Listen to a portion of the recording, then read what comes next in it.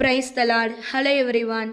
இந்த 9 மாதங்கள் நம் தேவனாகிய கர்த்தர் நம்மை கண்ணின் மணி போல பாதுகாத்து அற்புதமாய் வழிநடத்தி வந்து இந்த 10வது மாதத்தையும் காண செய்த தேவனுக்கு கொடான கோடி நன்றி செலுத்துவோம்.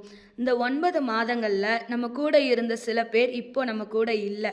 ஆனாலும் நமக்கு ஒரு புதிய மாதத்தையும் ஒரு புதிய நாளையும் காண செய்த தேவனுக்கு ஸ்தோத்திரம் செலுத்துவோம். இந்த மாதம் கர்த்தர் நமக்கு கொடுக்கிற வாக்குத்தத்த வசனம் என்னன்னா, ஏசாயா 40ஆம் அதிகாரம் 29ஆம் வசனம். சோர்ந்து போகிறவனுக்கு அவர் பலன் கொடுத்து சத்துவம் இல்லாதவனுக்கு சத்துவத்தை பெருக பண்ணுகிறார். நமக்கு இந்த 9 மாதங்கள்லையும் ஒரு சோர்வுள்ள சூழ்நிலை காணப்படுது. வேலையே இல்லாமல் சில பேர் தவிக்கிறோம். வேலையில் ஒரு ப்ரமோஷன் இல்லை. தொழில் வைக்கணும்னு நினைக்கிறோம், அதுக்கு ஒரு வாய்ப்பு இல்லாமல் இருக்குது. ஒரு இட வசதி இல்லாமல் இருக்குது. தேவைகள் சந்திக்கப்படாமல் இருக்குது, அதுக்கான பண தேவைகள். குடும்பத்தில் ஒரு சமாதானம், சந்தோஷம், நிம்மதி இல்லை. சரீரத்தில் ஒரு பலவீனம்.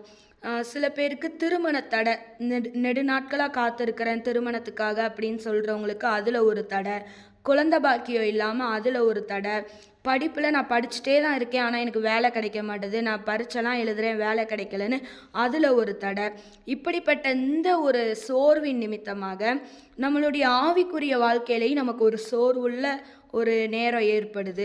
நம்ம ஜெப வாழ்க்கையில் ஒரு சோர்வு. அந்த ஜெப வாழ்க்கையை நம்மளால் கரெக்டாக கொண்டு போக முடியலை. வேதத்தை ரெகுலராக வாசிக்க முடியலை. அந்த சோர்வினால் வேதத்தை தியானிக்க முடியலை. சபைக்கு இந்த வேலைன்னு சொல்லிட்டு நான் அங்கே போகிறேன் இங்கே போகிறேன்னு சபைக்கு ஒழுங்காக செல்ல முடியாத ஒரு சூழ்நிலை. இப்படிப்பட்ட சோர்வில் இருக்கிற நம்மை பார்த்து கர்த்தர் சொல்கிற வார்த்தை என்னன்னா, சோர்ந்து போகிறவனுக்கு அவர் பலன் கொடுத்து சத்துவம் இல்லாதவனுக்கு சத்துவத்தை பெருக பண்ணுகிறார். அதனால் நாம் ஒருபோதும் சோர்வை நினச்சி நாம் பலனற்று போகக்கூடாது.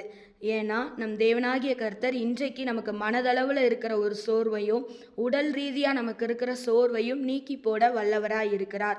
இன்றைக்கு அவர் நம்மை பார்த்து சொல்கிறார், உனக்கு வேலை இல்லையா, நான் வேலையை கொடுப்பேன். அந்த வேலையில் நெடுநாட்களாக காத்திருக்கிறியா, அந்த ப்ரமோஷனை உனக்கு நான் கொடுக்குறேன். நீ தொழில் வைக்க ஒரு வாய்ப்பு வேணுமா, அந்த வாய்ப்பை நான் ஏற்படுத்தி தரேன். குடும்பத்தில் சமாதான நிம்மதி வேணுமா, அந்த சமாதானத்தை நான் கொடுக்குறேன். படிப்பில் ஒரு முன்னேற்றம் வேணுமா, படிப்பை உனக்கு கொடுக்குறேன். திருமண தடை இருக்கா, என்னை நோக்கி கூப்பிடு, நான் உனக்கு அந்த தடையை நீக்கி போடுறேன். குழந்தை பாக்கியம் வேணுமா, நான் உனக்கு அந்த அற்புதத்தை நான் நடத்தி காட்டுறேன். இப்படி மற்றவர்கள் முன்னால் நம்ம ஒரு சோர்வுள்ள வாழ்க்கை வாழ்கிற நமக்கு ஒரு பலனை கொடுக்குறார். ஆவிக்குரிய வாழ்க்கையிலையும் நாம் அவர்கிட்ட உற்சாகமாய் கேட்கணும், எனக்கு ஒரு உணர்வுள்ள வாழ்க்கையை கொடுங்க, ஜப வாழ்க்கையை கொடுங்க. நம்ம கேட்கும்போது அவர் நமக்கு உதவி செய்ய வல்லவராக இருக்கிறார்.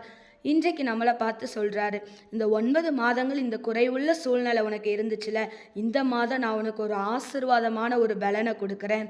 தடைகளை உடைக்கிற ஒரு சத்துவத்தை கொடுக்குறேன்.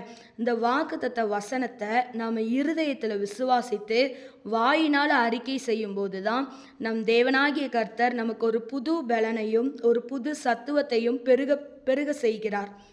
அதனால் இந்த மாதம் இதை நாம் விசுவாசித்து பற்பல ஆசீர்வாதத்தின் பலனையும் வாக்குத்தத்தத்தின் சுதந்திரத்தையும் பெற்றுக்கொள்வோம்.